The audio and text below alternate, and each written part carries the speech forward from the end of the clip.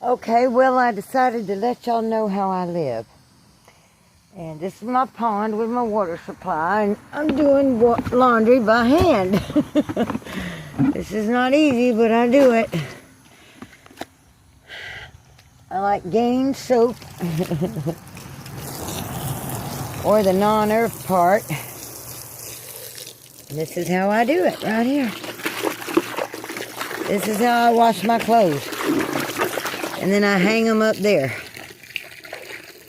because I don't have electric, and my generator quit, and I don't know anyone to come and fix it, because I don't have a man anymore.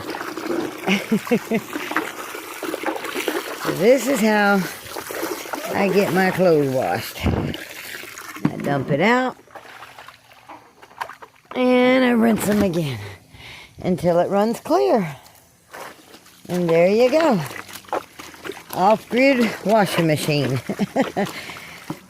My 2 feet.